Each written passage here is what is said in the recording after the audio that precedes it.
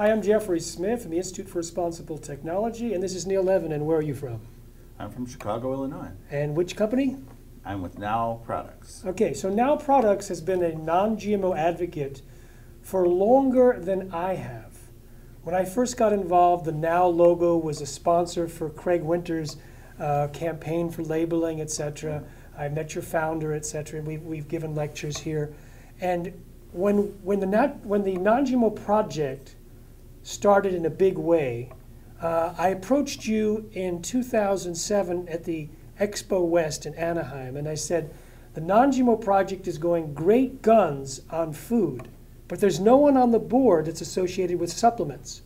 And you're an expert at supplements, and you're dedicated to trying to be as non-GMO as possible.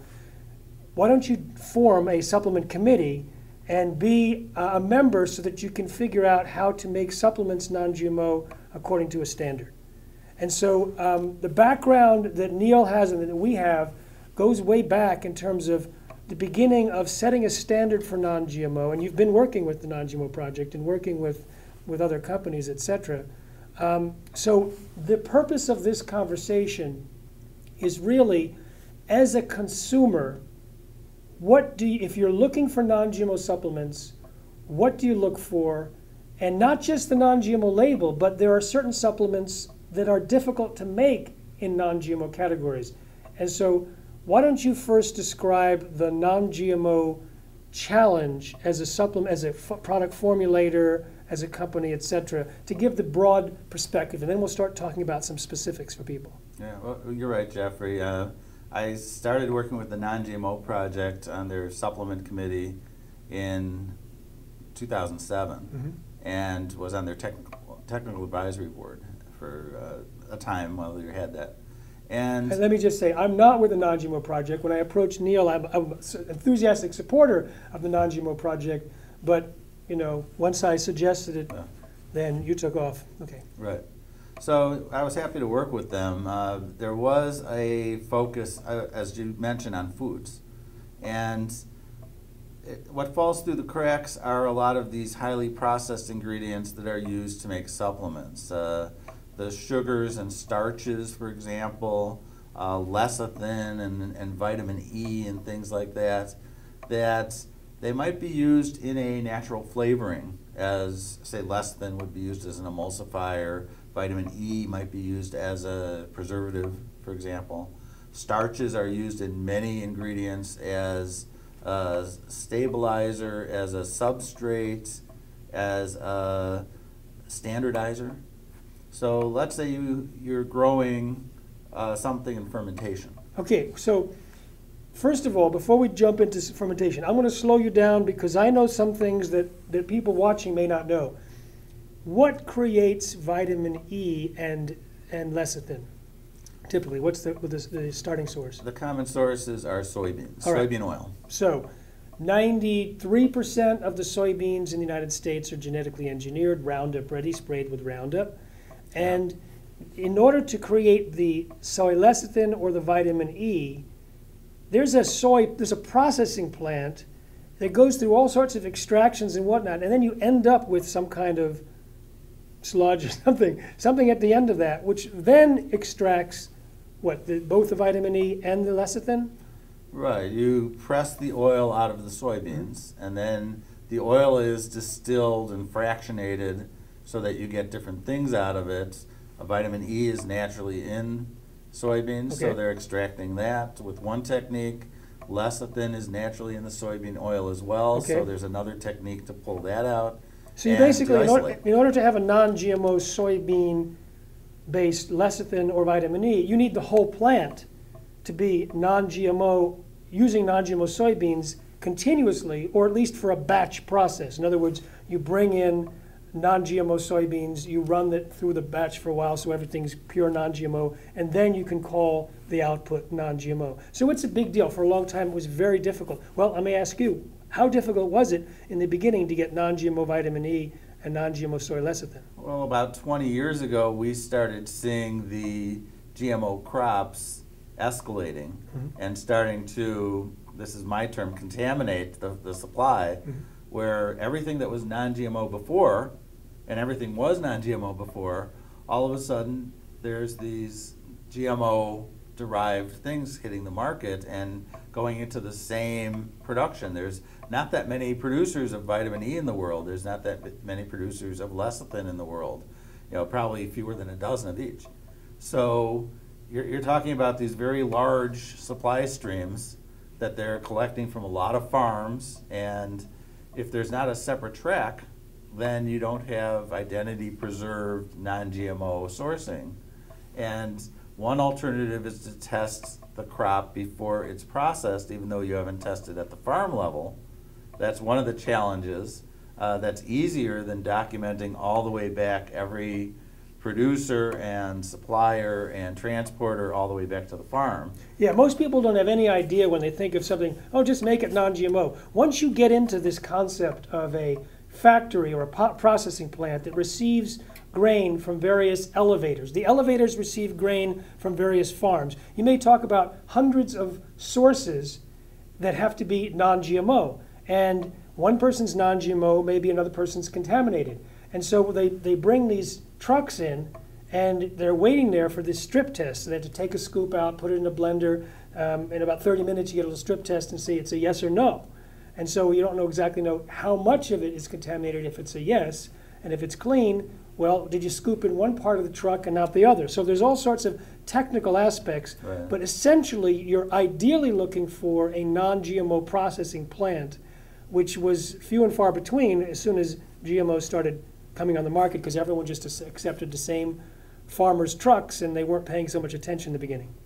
Right, because it kind of snuck up on them. They weren't even aware that something had changed in what the farmers were doing. Farmers have a lot of options.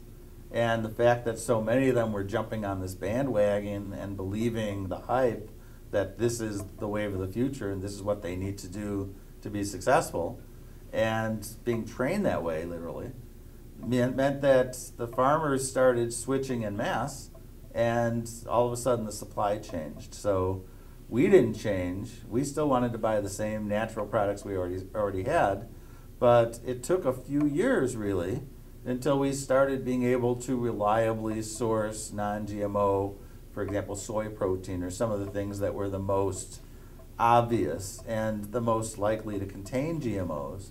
But here it is 20 years later, and we're still looking at ingredients like vitamin E and lecithin and starches. Cornstarch would be another example. So 20 years later, there's been a lot of effort by your company and others to be as non-GMO as possible, but sometimes it's just not possible. So let's start with I'm going to ask in just a moment, what are the products that you simply cannot deliver in a non-GMO production process? But when we talk about the production process, I cut you off a moment ago. You're talking about growing something in fermentation.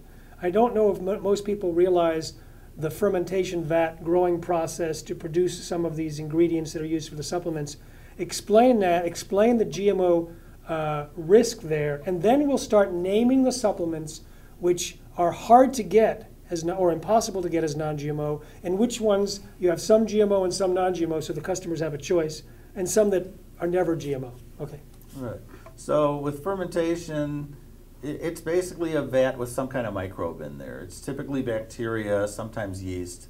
And there's an art, there's a craft, there's a skill involved in tweaking that so that you have the right microorganism, the right environment, the temperature, humidity, amount of oxygen, all those things, and the right feeds to tweak it so that that particular organism is going to make one particular nutrient or one particular enzyme or one particular substance in a great enough amount to be commercially successful, and that they can separate that out. So that's how they're growing a lot of the enzymes. So these are like bacteria farms. You know, you have a bunch of cows and they produce milk, and then you export the milk. So a lot of cows, you come and milk them. Here's like, I say, get along, bacteria is like, herding up the bacteria. Yeah. You bring them in, you round them up, and you create an environment for them to produce what you're looking for. So what are the common byproducts of the fermentation process that end up in bottles? Common things would be enzymes, amino acid, some of the vitamins, For example, vitamin B12 is made by fermentation only. That's the only source on Earth. You can't really synthesize it. Okay. So it has to be produced in a vat. And so you end up with these substances that are often in variable strength forms and then are standardized with starches. And many of the starches are cornstarch or things that might, again, have a GMO origin. So when you have a cornstarch, it's clear you've taken corn, you fractionated it, you create the starch, you put it in. You can do non-GMO corn as well. But what about bacteria that's genetically engineered to produce the outcome? In other words, this synthetic biology. I'll give you a little taste of it. It's not necessarily predictable. It's not necessarily safe. It's turning the bacteria into a factory to produce an output. And it could be safe, and it could be producing something that's exactly the same as the natural, or it might be have impurities, or it might have a different structure. So it introduces risk when you introduce the genetically modified piece into it. And we could talk about the tryptophan supplement that was created through fermentation that created impurities that killed people in the 1980s, or the 1990s as well. So which bacteria are genetically engineered by the supplement industry to produce these enzymes and vitamins and amino acids? Well, there's typically not that much being used in our industry today because people have been asking about the types of organisms they're using and trying to get non-GMO certifications or documentation on that for a long time.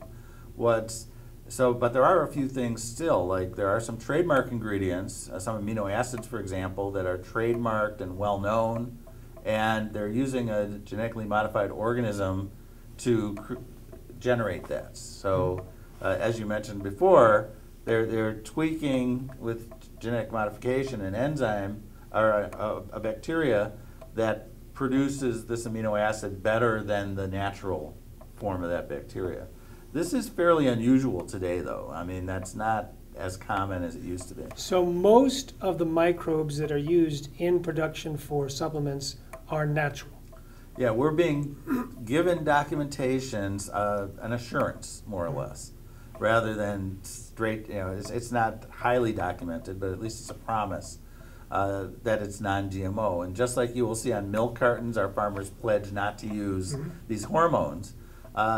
They're saying that they are pledging that they have not used these GMO organisms in the production. Now, when you're growing cows, the problem is you're feeding the cows often genetically modified corn and soy. Sometimes they'll just eat the grass. Right. But you can feed the cows the genetically modified feed, and then that could change the milk and the meat. What do you feed the fermentation vats? Anything that might be genetically engineered? Quite commonly, they're using wheat in some things, which is not genetically engineered typically these days. Yeah. But corn and soybeans would be common fermentation foods.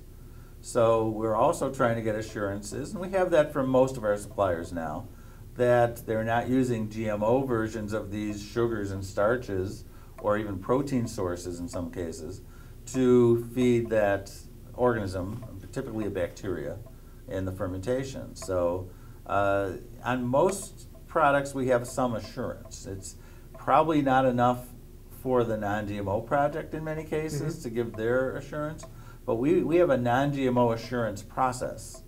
And we have looked at over 900 products that have gone through our GMO assurance process. 900? Over 900 products. Looking at the GMO sourcing? Looking at the sourcing of each ingredient. Wow. And over 900 products. It was something like 913 a couple weeks ago. Did you have to hire someone to do that? We have a whole staff working on this, yes. I tell you, I talked to some companies who I've recommended that they go to the non-GMO project, and some are like, oh, no problem. We have no at-risk ingredients, and we pass through flying colors. Others like, we hired someone full-time, or we hired a staff full-time for over a year just to go through the process. So what happens is you pass it down to your supplier. Your supplier may have other suppliers.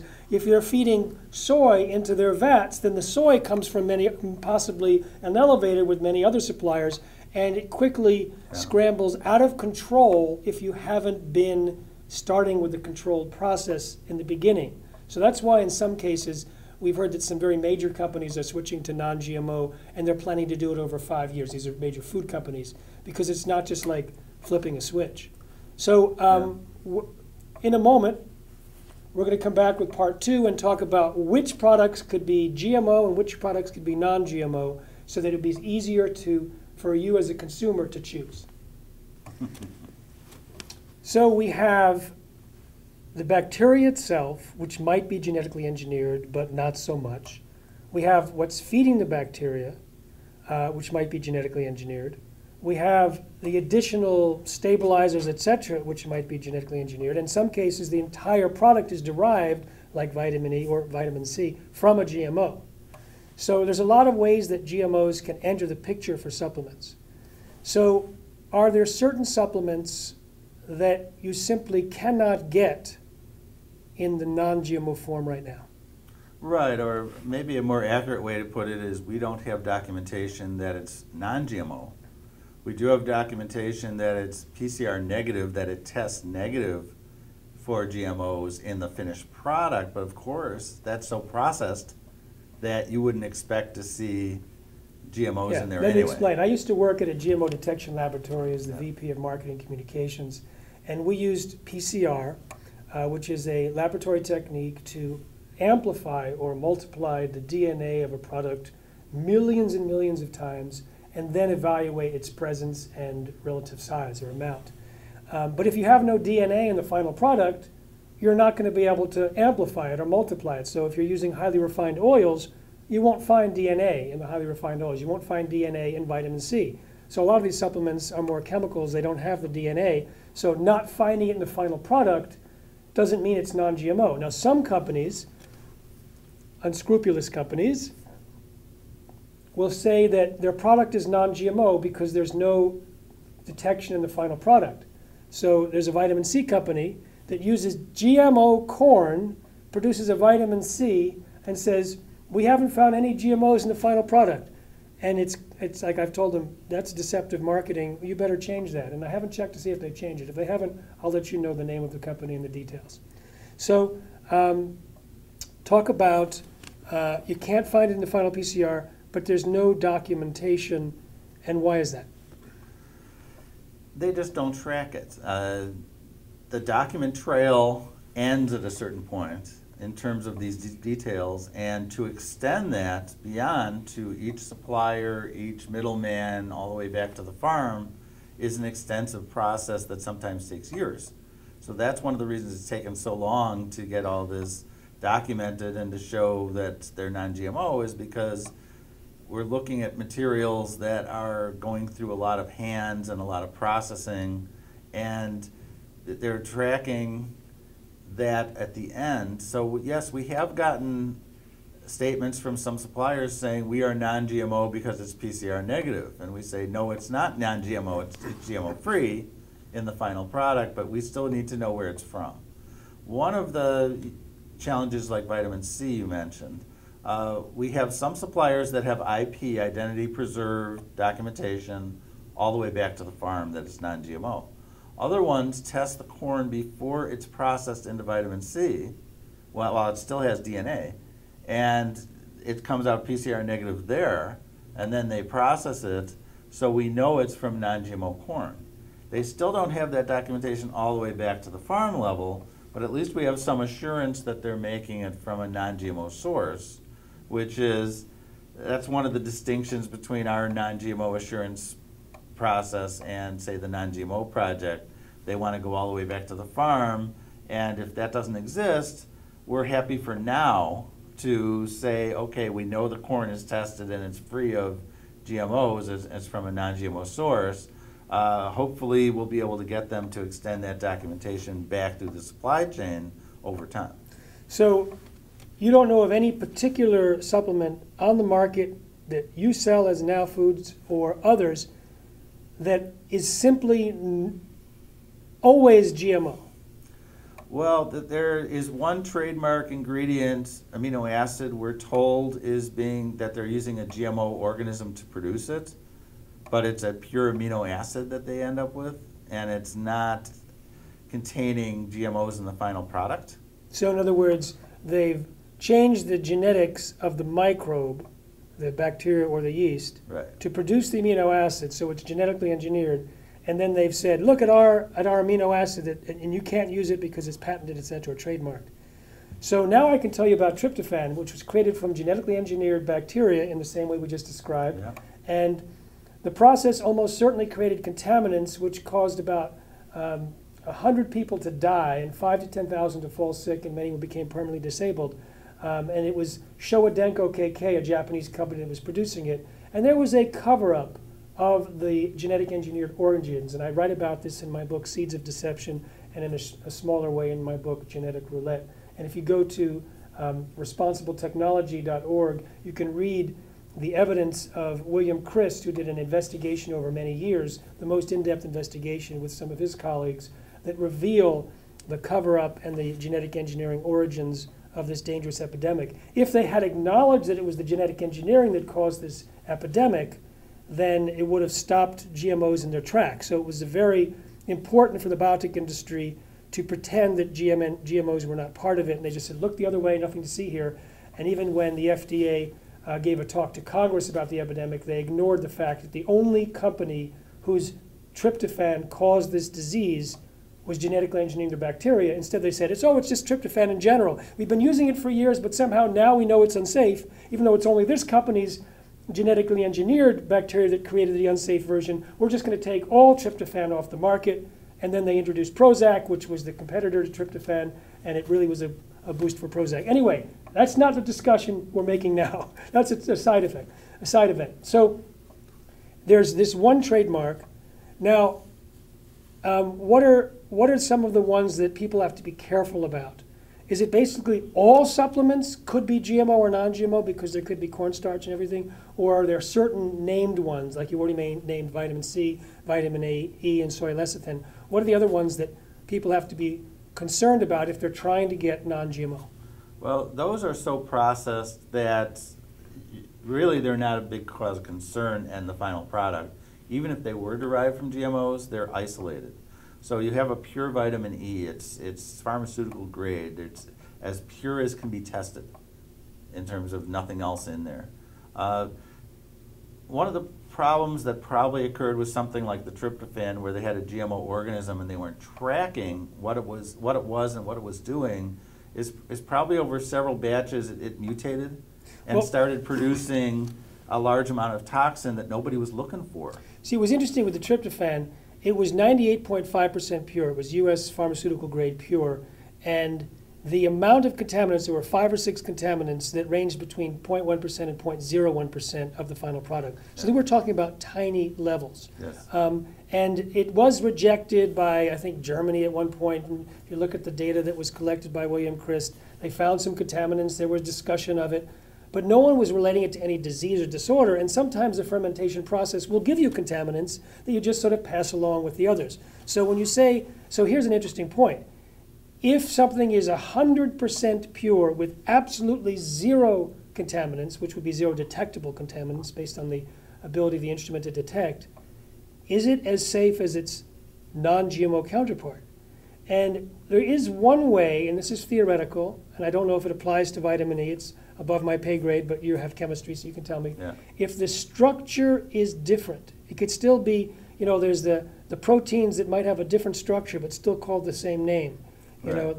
The stereo isomers, et cetera, the Right. changing structure, it's possible that that's shifted, and if it's shifted, it has a completely different impact on an organism, potentially. Right. So is it possible if you use GMO versus non-GMO as the basis, and you bring it down to the pure vitamin E, is it possible that the structure of the molecule might be different?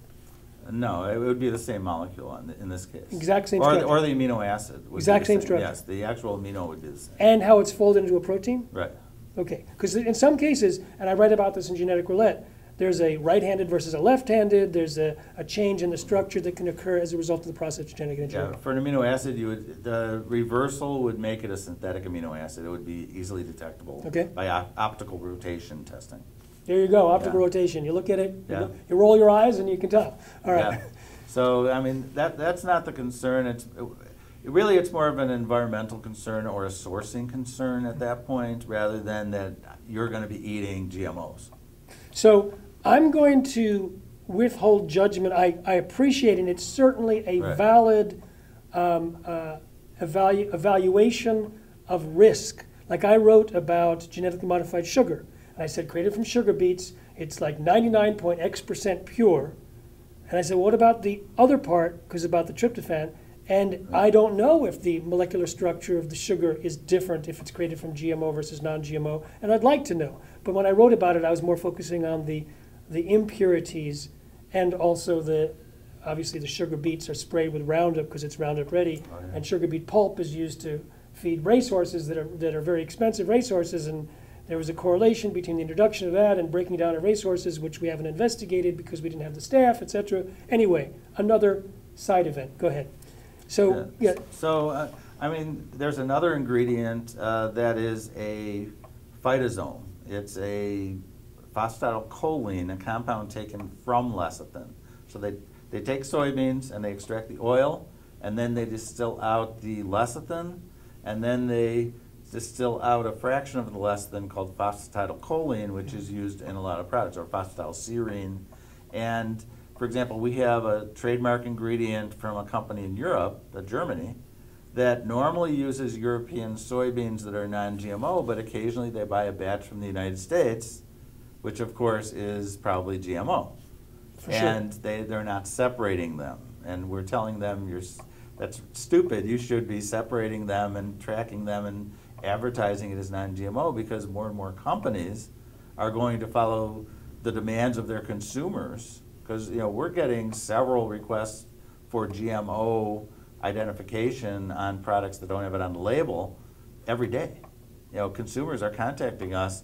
I want to know if this product I'm taking has GMOs, and we're looking up the ingredients where we don't have it already tracked, like those 913 products so far, and saying, well, as far as we could tell, there's nothing in there that poses a risk. It hasn't gone through our full process yet. Right. Or this contains a soybean derivative that has not been documented yet, so we're not sure if it's GMO or not. So, there's a few instances where that happens. In most cases, we can assure them that we've already gone through the process and it's no risk of GMO. And I agree that German processor, or the processor that was creating the fractionation of the soy lecithin, was stupid. Because at this point, there's no food company in the world that is unaware of the GMO issue, if they're of any size. Yeah. And to realize that they may be mixing GMO on an occasional batch, which is ruining the ability of all their marketers to use the word non-GMO, is stupid. I remember I was in South Africa many years ago, over 10 years ago, and they were feeding animals GMOs and then sending them to Europe.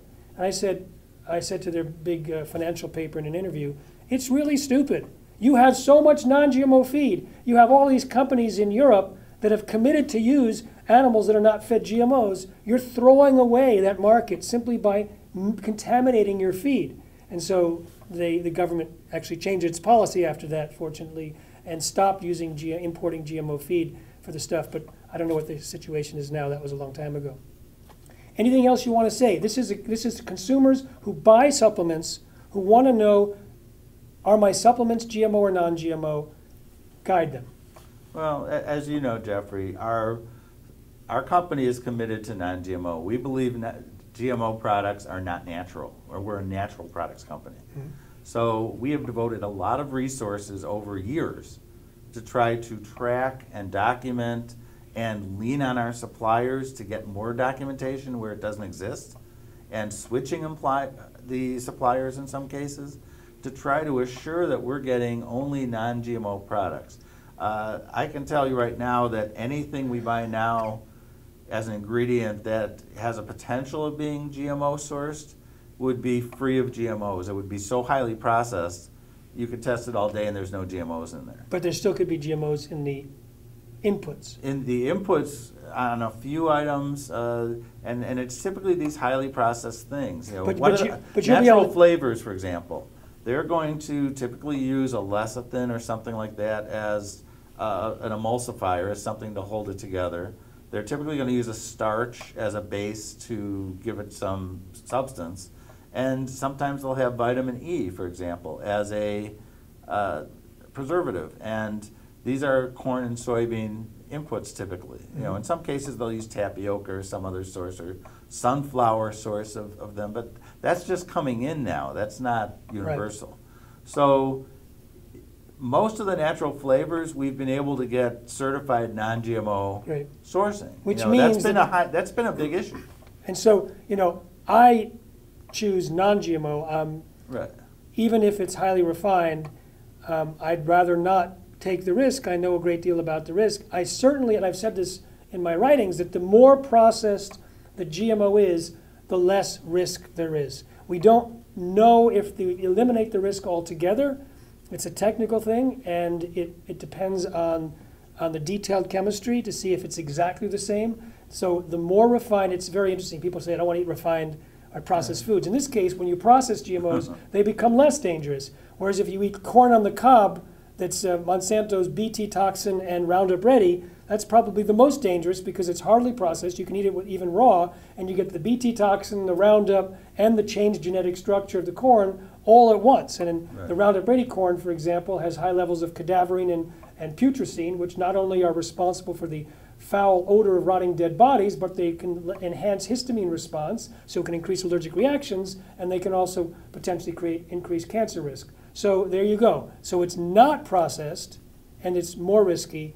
Highly processed, less risky, possibly no risk, but I'm not going to say that because I don't know if we can at this point, and I know you're more confident than I am for sure. So when I was asking the question about the consumers, I mean, you're talking about Now Foods, which is yours, right? But I'm talking about in general. If they go to the supplement aisle and they pick it up, what are the ones that they have to be particularly careful about that are almost always sourced from a GMO origin? Well, I would certainly look at things that contain soy protein. And is that protein always say non-GMO on the label? And you know, that's something even we who are so used to doing this, I'm proofing labels this week that have a soy component, and I'm saying, how come it doesn't say non-GMO on the label when I'm proofing? Is this a non-GMO, and can we add this to the label? And maybe the soy derivative is vitamin E or something innocuous like that.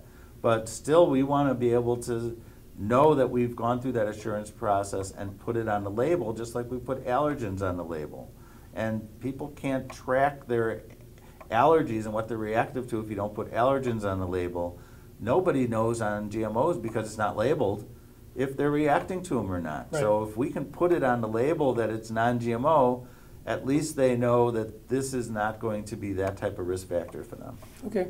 So vitamin C derived from corn, unless it says otherwise, could be GMO corn. Yeah, but almost all the vitamin C is from China, and typically a lot of it is IP, identity preserved, non-GMO sourcing. The rest of it is tested before it's processed as non-GMO. So we're pretty assured that the vitamin C is all coming from non-GMO sourcing. So it's interesting because when I was in China, I've been there 3 times, I interviewed some people, and the government was claiming that certain corn was not genetically engineered, and yet the name of the corn you could find in the literature as coming from a genetically engineered source. And it was highly prevalent in a particular region where they ended up with high levels of birth defects, lower levels of fertility among pigs. This is birth defects and lower levels of fertility among pigs. And certain field mice or rat, I forget at this point, was essentially wiped out, or their prevalence disappeared. And an investigator, I interviewed him in China, was believing that it was genetically engineered corn. And in that interview, he pointed out that the government was saying it's non-GMO, but the corn number you could find was GMO. So if you say that it's been tested before the input, I feel better about it. If you say that they just claim that it's non-GMO, I'm a little nervous. Well, there's an identity preservation. There's a certification all the way back to the farm. Okay. Or Good. it's been tested before it's processed. So we're pretty comfortable with that. Okay, good, good, Yeah. good. All right. Anything else you want to add? Just that we have a lot of products. We have about 1,500 products, and going through thousands of ingredients from tens of thousands of potential suppliers is a long, tedious process. It's something that takes a lot of energy, a lot of labor, a lot of documentation, a lot of discussion, and a lot of prodding suppliers to give us information. A lot of the things they do, like fermentation, it's a trade secret. They don't want to tell you what they're doing. Getting that information is difficult in many cases. You know, that's what differentiates them from their competitors in their minds. So they don't understand how important this is to consumers. We do. Mm-hmm. It's interesting. So many hours on that. If you add them all up, it's probably more than one person's lifetime. Someone sacrificed their life collectively so that you can have non-GMO foods and supplements. Well, thank you, Neil. I want to thank Now Foods for your 2 decades plus support of the non-GMO movement and your commitment to non-GMO. And I had a Facebook Live with your CEO, Jim, at Expo earlier this year, where I said to people, even if this company is non-GMO, and sometimes they have a product that contains GMOs because they can't source it all the way back, so don't be angry at companies that may not be able to satisfy all your non-GMO demands. Just choose the ones that you know to be safe and the ones that meet your criteria, and have some patience for the 1,500 products with thousands of suppliers and the decades of man hours and women hours that are going to take to source it. Thank you so much. My pleasure. Okay. Safe eating.